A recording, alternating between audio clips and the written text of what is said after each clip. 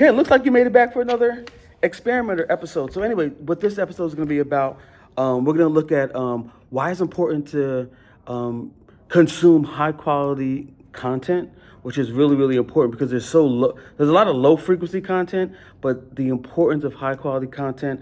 We're also going to talk about lollipops.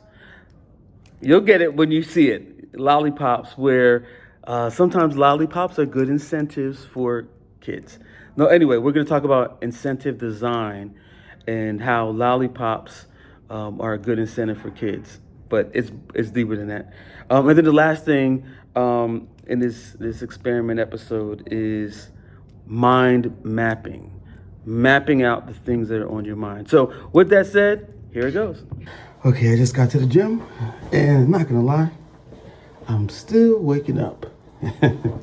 But that's okay. Once I do a couple sprints or get on the treadmill for a little bit, I'll wake up. But right now, I'm still waking up. Late night last night. But I'm still gonna make it happen. Still gonna go in there and do my thing. But I will see you on the next one. Stay tuned.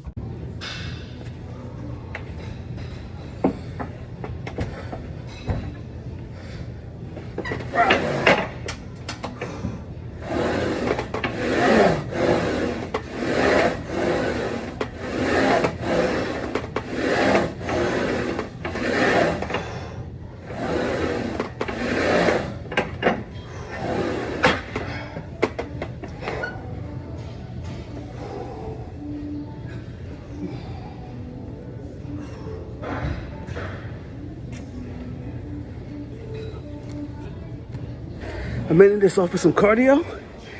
I know I started off today dragging. Really didn't feel like coming in, but I came in anyway to get the job done. And I'm gonna end off with some cardio, and then I'll see you in a little bit. Okay, I want to show you this app that I use. That's very helpful. That's been very helpful on my fitness journey. It's called Food-U-Cate. And basically what it allows me to do, I'm at the gym right now, just finished my workout. So what it allows me to do to track, it tracks my workouts and the calories burned during the workout. So I'm able to just to go in here really quick, choose, what I did, how long I did it for. So 30 minutes. And it just adds, it lets you see how many calories you burn for the day already, and then what you let. So as you can see here, I haven't eaten anything. I did like an intermittent fast in the morning. But I did drink some water, so I just come here, quick water, boom, and I'm probably gonna eat probably in an hour or so. But this is a really cool tool. It's been very helpful to let me keep track. So I know, hour by hour, literally hour by hour, like what I should be putting into my body to get the most out of it. So just want to share that with you. Hopefully it was helpful, because it's been very helpful to me. So I'm sitting here at the gym. I decided to set up shop here. There's a lounge area in our gym area. Right over there is the gym. And on the side of that, there's a lounge area here where I can just set up shop. Sometimes if I have a meeting or an engagement like in the afternoon, it's easier for me just to set up here rather than going to the coffee shop or going to my office. Don't mind the Manning jersey behind me. I'm an Eagles fan, and we got Saquon from the Giants. But anyway, that's besides the point. So, yeah, so I have a pretty intense day today. But in between everything I have to do, there's an engagement that my daughter and my wife, they won a grant, $500 grant to make bracelets for Lehigh Valley Health Network, the Children's Hospital, which is pretty cool. So I don't know how many bracelets they made. I'm not quite sure. But anyway, we're going to be dropping off the bracelets to. We're not able to see the kids, but we're able to drop at the hospital. So I might take some footage of that while I'm out there. But if I just remembered, if anybody's wondering how on my last video, if you watched my last video, I talked about my daughter. Saying that speaking of my daughter, that's what made me think about it, saying that she wanted to quit. And like I said, it was just a text message, so I wasn't able to get all the context. And my wife and I were trying to figure out, like, where did she get this word quit from? Because we don't say it in the house. So we were like, okay, she either got it from school, classmates or something, or she got it for something that she watched on YouTube or something like that. So I was processing. Thank you for your help and your thoughts on that. As I was processing, I came up with an idea. So my daughter and I usually play Uno every night before we go to bed, which is pretty fun. It's been pretty fun. And so last night she was saying, hey, Dad, let's play Uno. So we played Uno, and I let her deal. So she was dealing. And when she dealt, like when she flipped over the first card, it said draw two. It said draw two. And immediately that's when it kicked in. I was like, you know what? I quit. And she's like, Daddy, you can't quit. I was like, what are you talking about? I'm drawing two. That's the first card. She's like, no, Daddy, we don't quit. We're not supposed to quit. And then I started playing into it a little bit more. Like, no, I'm quitting because I'm drawing two right off the bat. It's my first card. That's not fair. And then she talked me off the ledge of quitting the game. And she was saying, yeah, my mommy taught me not to quit. And then she started teaching me. Long story short, I ended up winning the game. At the end of the game, I said, man, I'm so happy I didn't quit. And then she started smiling. But she didn't make the connection that my wife and I were already talking about it. And then my wife came downstairs and reinforced the message. And we didn't really directly say, hey, we didn't give her this speech about quitting. It was an opportunity. It was a sliver of a moment that I took advantage of and just played into it and just played right into it. And she was able to teach me not to quit. The lessons here is you learn more when you teach others than someone trying to teach them. So I didn't realize I was doing it in the moment. It just happened pretty intuitively, and I just went with it. And you saw the aha moment on her face when she knew she was teaching me not to quit. So we'll see how it pans out. Kids are kids. Kids are kids. And, it could change tomorrow. But for that moment, I think the lesson, it was reinforced a little bit more. Not that, and just to be honest, some things, now that I'm really thinking about it, some things you should quit. Not everything you have to see all the way to the end. Sometimes you've expired a project, you've expired a relationship, it's just over. And sometimes the wisest thing is to quit. So quitting's not bad in of itself, and if there's a really good reason to quit, it makes sense. But in this particular case, we wanted just to drive the message home. If you are gonna quit, let it be for a good reason. And it was a lesson. It was a lesson. We tend to learn a lot from, being parents, from her and how we go about it. But anyway, wanted to share that story in case you were wondering. I talked about it in my last video. So I just wanted to close that loop to make sure, to get the lesson out of it. Anyway, I'll see you next time. Okay, done with that. Head into the next situation now. So I actually have to walk back home to meet my wife at the house. Not what I preferred, but you gotta do what you gotta do. But anyway, something I've been really thinking about today is high quality content.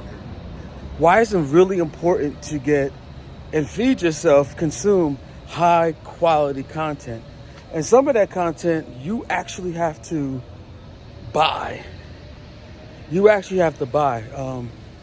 usually a cost associated with it because it's high quality and it's worth it. It's almost like the difference between going to like Whole Foods or somewhere else. Like the quality of the food, it's a little bit more better. You have to pay for that. But anyway, I've been really thinking a lot about that lately. There's actually two publications right now that I'm looking at to start investing my resources in the content. One of the publications. It's called Working Theories. Really good content. Like, this is stuff that you can't find on like some of the public stuff. And especially now with AI coming, it's so easy. I don't want to get hit by a car. It's so easy to, people are going to be using AI to create content. So it's going to be hard to tell the difference. But when you can find people that have really original thoughts and really original thinking, it all helps with your thinking at the end of the day. So, you know, something that you can consider. And let me know in the comments if you subscribe or buy content that's high quality. Oh, those look good. But anyway, I thought I'd share that with you. I was literally just thinking about that earlier today because I was reading something that was really good. But something to think about.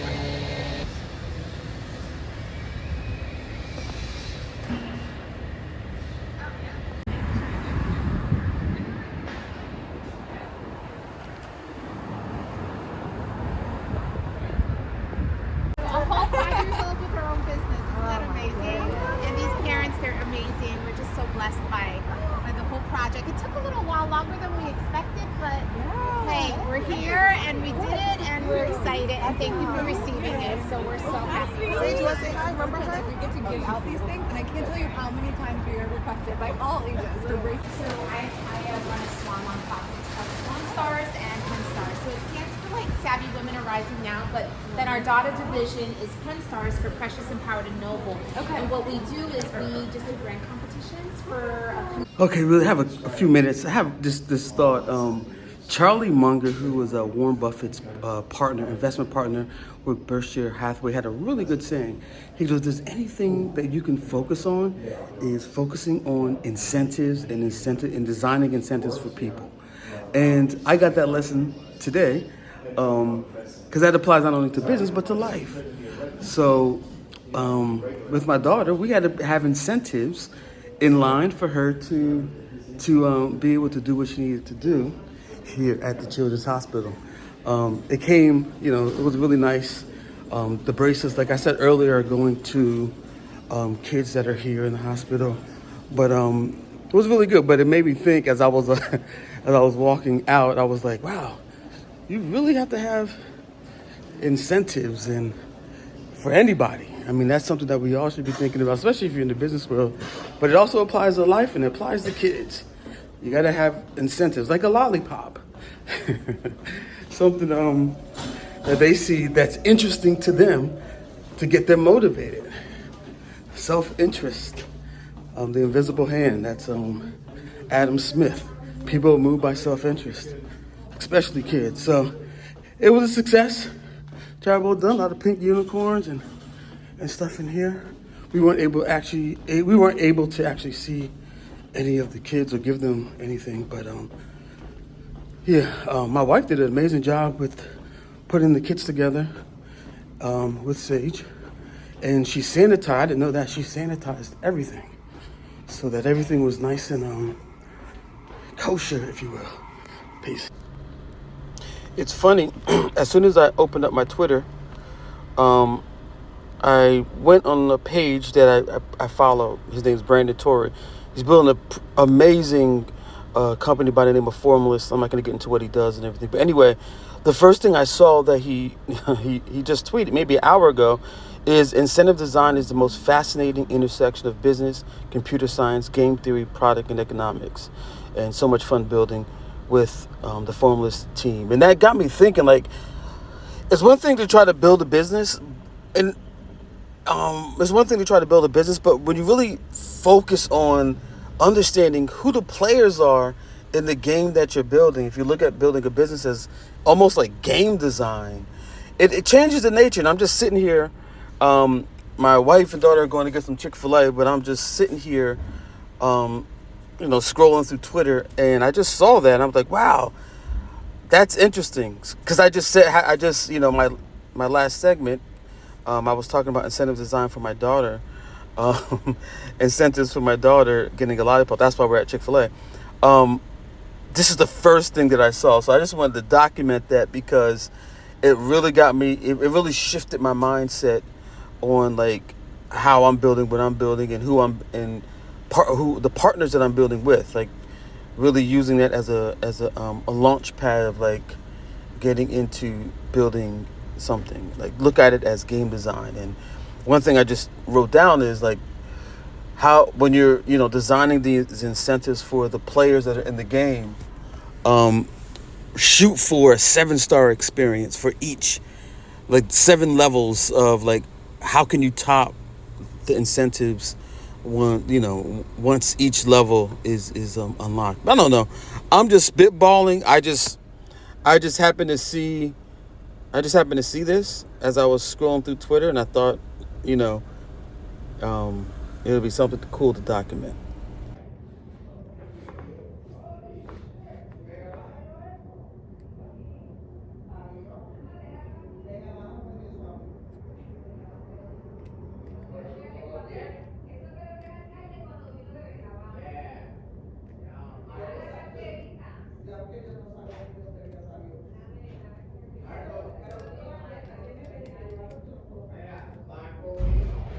Yeah, that incentive design idea really got me really thinking. I'm here mapping out. I do a little mind map here, mapping out the private equity industry and all the players in there, and it's really interesting. Like once you start putting it on paper and mapping it out and see who's connected to who, and then you start looking at the transaction, like what incentives motivates each player. Now you have something that starts to emerge as a game. It's not linear, and that one lesson alone, it takes you out of a linear pathway of how to build a business, and take you out of that, and you're thinking more dynamic in terms of how the business, how the world, the industry works. And I'm just looking at all the different underpinnings in terms of the incentive.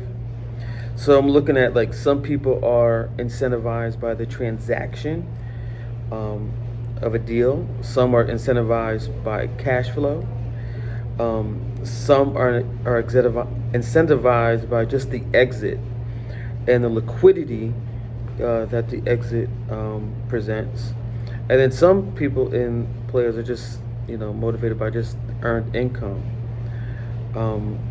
So yeah, I'm just just looking at the underpinnings of this, and orienting myself around this idea, because you never know where a fresh perspective is going to come from. It started with incentivizing my daughter, and then all of a sudden it kind of like morphed into this this idea that now I'm taking about 15-20 minutes to just map it out, and then at least at minimum I have a framework, so I can begin to fill in some of the blanks over time as as I discover more about what incentivizes who, and then how to design a set of circumstances or scenarios that map to these incentives. So I thought I share that. I'm here just